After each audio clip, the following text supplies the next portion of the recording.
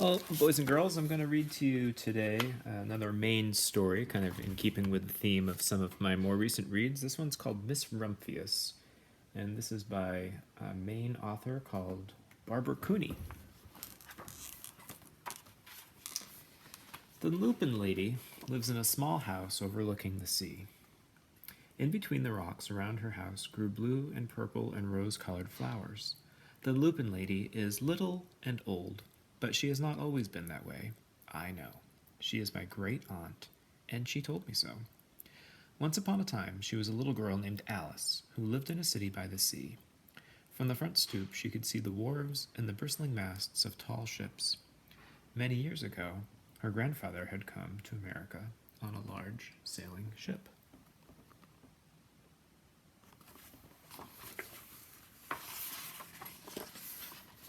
Now, he worked in the shop at the bottom of the house, making figureheads for the prows of ships and carving Indians out of wood to put on the front of cigar stores. For Alice's grandfather was an artist. He painted pictures, too, of sailing ships and places across the sea.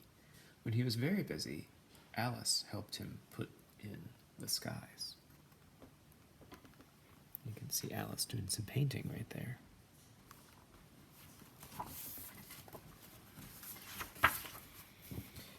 In the evening, Alice sat on her grandfather's knee and listened to his stories of faraway places. When he had finished, Alice would say, "When I grow up, I too will go to faraway places, and when I grow old, I too will live beside the sea." "That is all very well, little Alice," said her grandfather, "but there is a third thing you must do." "What is that?" asked Alice. "You must do something to make the world more beautiful," said her father. "All right," said Alice, but she did not know what that could be. In the meantime, Alice got up and washed her face and ate porridge for breakfast. She went to school and came home and did her homework. And pretty soon, she was grown up.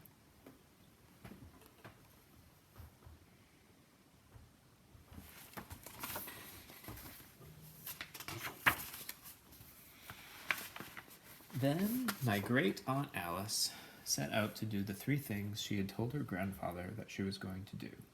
She left home and went to live in another city, far from the sea and salt air. There she worked in a library, dusting books and keeping them from getting mixed up and helping people find the ones they wanted. Some of the books told her about faraway places. People called her Miss Rumphius now.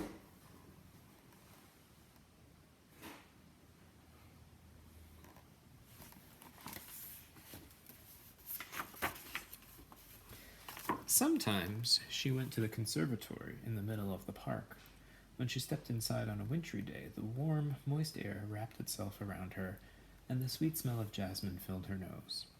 "This is almost like a tropical isle," said Miss Rumphius, "but not quite." Have you ever been inside of a greenhouse, or what they call a conservatory, in the middle of the winter?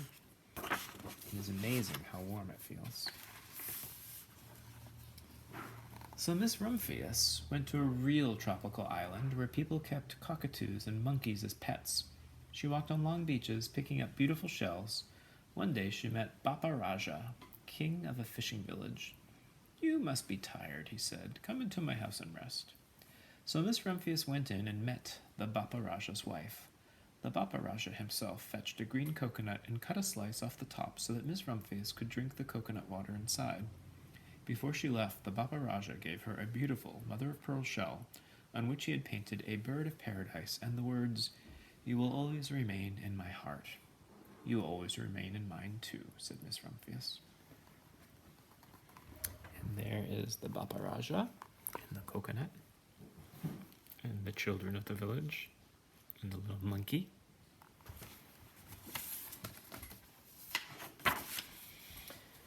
My great aunt, Miss Alice Rumphius, climbed tall mountains where the snow never melted. She went through jungles and across deserts. She saw lions playing and kangaroos jumping. And everywhere she made friends she would never forget. Finally she came to the land of the lotus eaters, and there, getting off a camel, she hurt her back. "What a foolish thing to do," said Miss Rumphius. "Well, I have certainly seen faraway places, Maybe it is time to find my place by the sea. And it was, and she did. You gotta be careful getting off camels.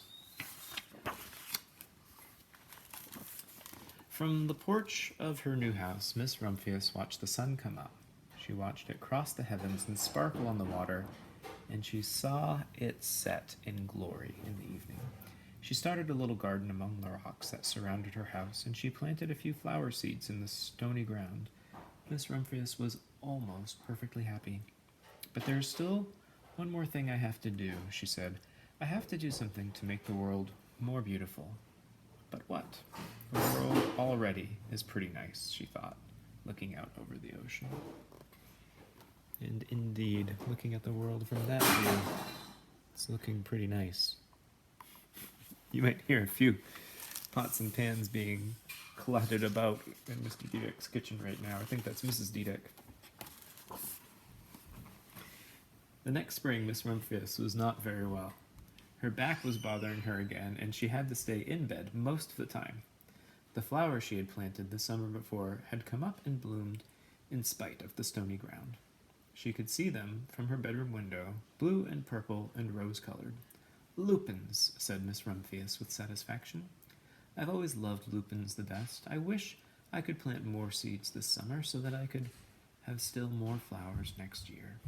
But she was not able to.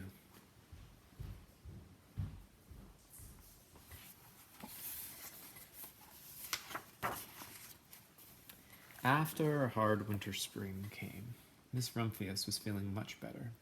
Now she could take walks again. One afternoon, she started to go up and over the hill where she had not been in a long time. I don't believe my eyes, she cried when she got to the top, for there on the other side of the hill was a large patch of blue and purple and rose-colored lupins. It was the wind, she said as she knelt in delight. It was the wind that brought the seeds from my garden here, and the birds must have helped. Then Miss Rumphius had a wonderful idea.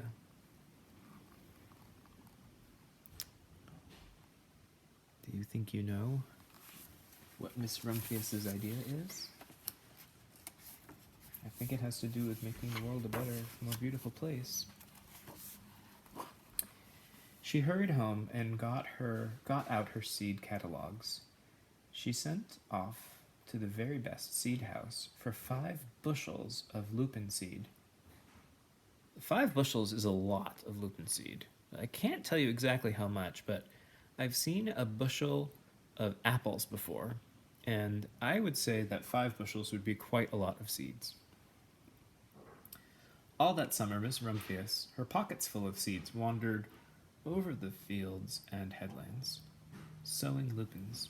She scattered seeds along the highways and down the country lanes. She flung handfuls of them around the schoolhouse and back of the church. She tossed them into hollows and along stone walls. Her back didn't hurt her any more at all.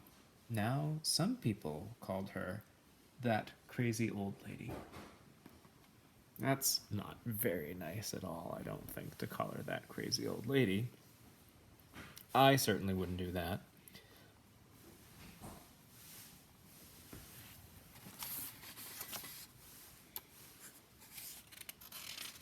At least not unless I knew her very well, and she knew that I meant no harm.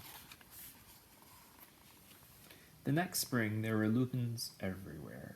Fields and hillsides were covered with blue and purple and rose-colored flowers. They bloomed along the highways and down the lanes. Bright patches lay around the schoolhouse and back of the church. Down in the hollows and along the stone walls grew the beautiful flowers.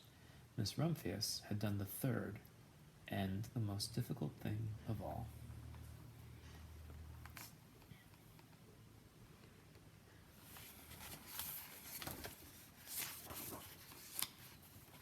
My great-aunt Alice, Miss Rumphius, is now very old. Her hair is very white. Every year there are more and more lupins. Now they call her the Lupin Lady.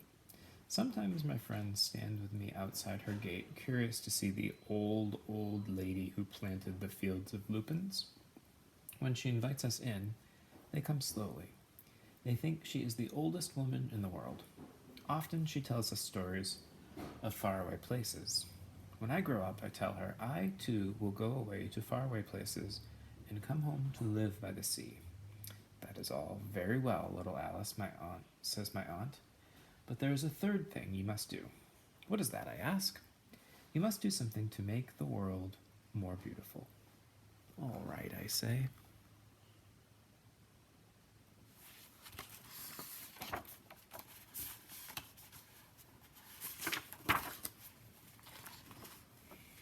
But I do not know yet what that can be.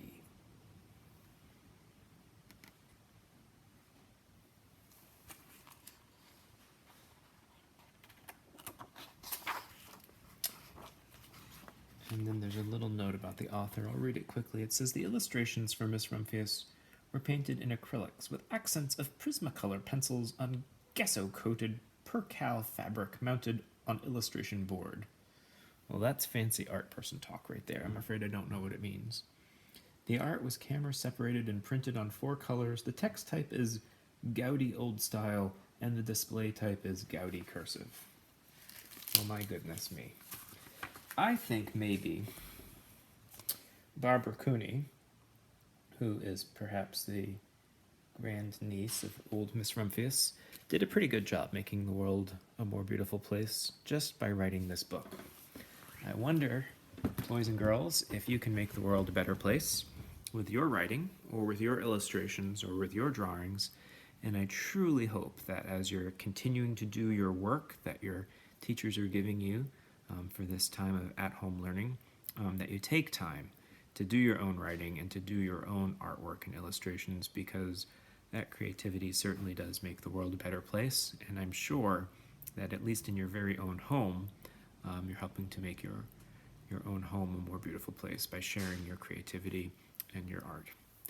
I hope that you all are doing well, and I look forward to reading another book soon, and hopefully we'll see you soon as well. Take good care.